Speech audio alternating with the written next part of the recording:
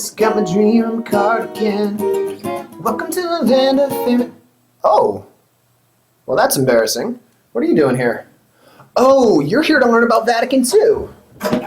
That's right. Well, it just so happens I happen to have a PowerPoint prepared just for you to learn about the Second Vatican Council. So the first thing you'll need is you will need notes page number 5, which the teacher should have for you, or if you don't have it, you can get it off Edline. It's all there right for you, and as we go through the PowerPoint, you can just follow along. You can fill in the blanks. You can even add other stuff in that isn't written down on the PowerPoint. I know that's a novel idea, but you could do that. You could write down some of your own thoughts. That would be excellent note-taking. You can write down other stuff too. So we're going to get started. I'll probably break this into 2 videos just to make them a little bit shorter. Just warn you, that's probably going to happen.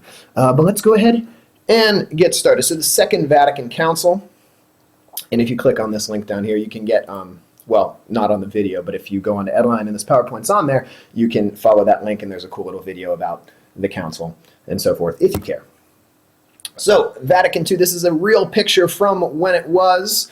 It was in the, it started, let's move this a little bit, there we go. So the prep was from 1959 to 1962, and the council actually ran from 62 to 65. And guess who the patron saint of Vatican II is? Well, there's few, but one of the main ones was a guy named St. Vincent Pallotti. Maybe you've heard of him. He was named a saint by John the 23rd, who was the Pope at the time that called the council. And because the reason he was the patron saint is because a lot of his ideas are ideas that the council is going to end up adopting. So he was a champion of the laity, meaning he was big on the idea that everyone is a part of the church and has a valid role to play, and everyone should be an apostle and be carrying out God's word, not just the priests and the nuns, which of course has always been the teaching ever since Jesus, but it hadn't been emphasized for a really long time. So he was, he's kind of like a hipster. He was into that before it was cool. He was also big on ecumenism and interreligious dialogue. He would get a bunch of the different Christian denominations of the city of Rome together and have them celebrate together. So he was big on that, but again, before it was cool. So the crisis, we've gone through every ecumenical council we've talked about this year, always starts with the crisis. This one does not. There is no real crisis in the church. When they asked John the 23rd why he was calling a council, and this was kind of unexpected. Nobody was really expecting much from him. They were expecting him to be kind of a transitional pope, and all of a sudden he calls this council, and people are like, oh, what? What's going on? And they say, why are you calling this council, Pope John? And he walks over to the window, and he opens it up, and he says, we need a little fresh air. And the term that he used in Italian, I don't know how to say it, but it's something like aggiornamento, something like that. But anyway, it means to bring up to date. He said the church needs to figure out how it's going to handle the modern world, the modern and the postmodern world. So it's going to end the church's cultural isolation. The church had been very anti-modern, especially ever since the Reformation, because things didn't go too well for the church during the Reformation. Not, entirely the church's fault, partially the church's fault. Who's to say, really? But ever since then, the church had been very anti-modern, especially through the Enlightenment with the rise of secularism and rationalism that we've all talked about. And the church had been down pretty much on everything modern, including some really good things like democracy. So anyway, but the church is going to kind of point out some of the, through the Second Vatican Council, is going to look at a lot of the good things as well. They're also going to try to distribute authority and power within the church, hence the emphasis on the laity, and also there's going to be more power given to the bishops. So this is kind of a counterbalance to Vatican I, where it seemed like almost all the power was given to the Pope, and the idea of ultramontanism, which we talked about earlier this unit, but it was a couple chapters ago in the book, the idea that the Pope, who was over the mountains from the rest of Europe, he was over the Alps. That's what ultramontane means. So ultramontanism was the idea that the Pope was like super supreme, powerful.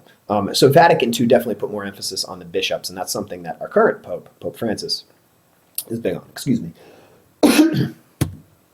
So they also made it a priority to reach out to other Christians and to non-Christians. They also made it a goal to promote freedom of religion and freedom of conscience. The freedom of conscience is something that was introduced a little bit earlier. Really came to be more well known because of Thomas More. and his whole thing with Henry VIII, and claiming his freedom of conscience. But the idea of freedom of religion was something that the church had been very, very wary of, and the separation of church and state, along with democracy, the church had been wary of as well. The church is, during Vatican II, is also going to try to recognize the cultural diversity of the church. And then the other main goal, and this is kind of a balancing theme to aggiornamento, is ressourcement, which is a French term, which means to go back to the sources. So the church was trying to stay traditional. Yes, we're trying to get up to date with the modern world, but we're also trying to stay traditional.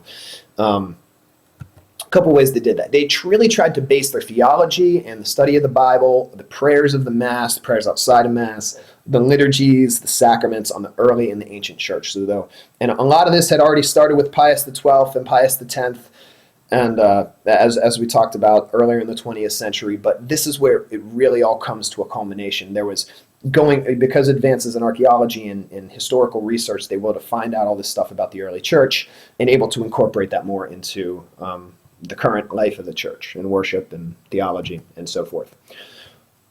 And this is the way that the church, ressourcement is the way that the church is going to try to maintain continuity with the past. They really wanted to say, hey, this council is not a new church.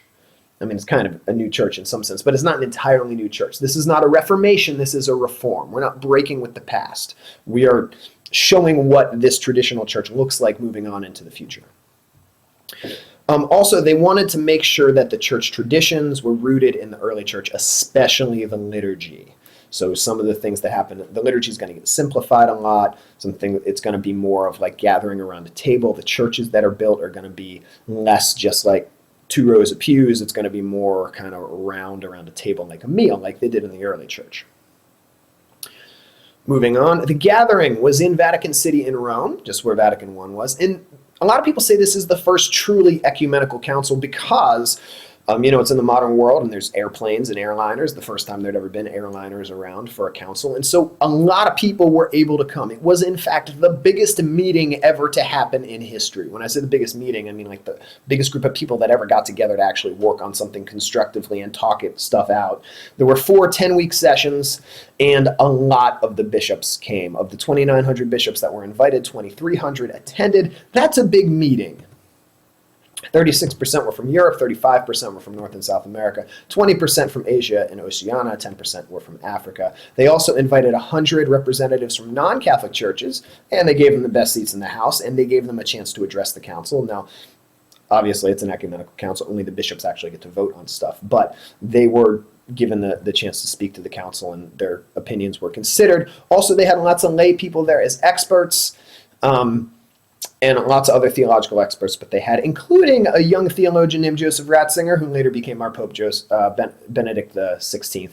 He was there as the theological consultant. And every pope since, except for Pope Francis, was there at the council and played a fairly big role. We're going to stop there, and the next part will be part 2. Okay, so we're going to take a pause, click on part 2.